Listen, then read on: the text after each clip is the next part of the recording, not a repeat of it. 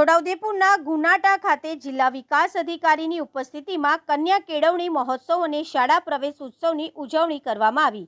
છોટાઉદેપુર તાલુકાના ગુનાટા ગામે ગુનાટા પ્રાથમિક શાળામાં કન્યા કેળવણી અને શાળા પ્રવેશ ઉત્સવના કાર્યક્રમની ઉજવણી છોટાઉદેપુર જિલ્લા વિકાસ અધિકારી IAS સચિન કુમારના અધ્યક્ષસ્થાને યોજાયો હતો, જેમાં ગુનાટા જૂથ ગ્રામ્ય પંચાયતના સરપંચ રાકેશભાઈ રાઠવા, તાલુકા પંચાયતના સભ્ય નંદુભાઈ રાઠવા, શાળાના SMCના અધ્યક્ષ પ્રતાપભાઈ રાઠવા તથા શાળાના વિદ્યાર્થીઓ અને ગ્રામજનો મોટી સંખ્યામાં ઉપસ્થિત રહ્યા હતા।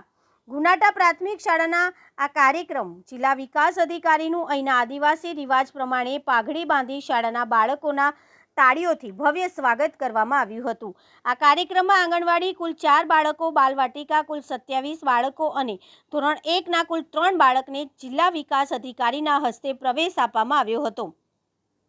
આ પ્રસંગને અનુરૂપ શિક્ષણ ઉપર ભાર મૂકી શિક્ષણનું મહત્વ સમજાવ્યું। સમગ્ર કાર્યક્રમનું સંચાલન શાળાના શિક્ષક મુકેશભાઈ પટેલ અને શાળાના બાળકો દ્વારા કરવામાં આવ્યું હતું। કાર્યક્રમના અંતે શાળાના આચાર્ય જીતેન્દ્રભાઈ પટેલ દ્વારા પધારેલા તમામ મહેમાનો, ગ્રામજનો અને શાળાના તમામ શિક્ષકગણ કાર્યક્રમને સફળ બનાવવા બદલ ખૂબ ખૂબ આભાર વ્યક્ત કરવામાં આવ્યો હતો।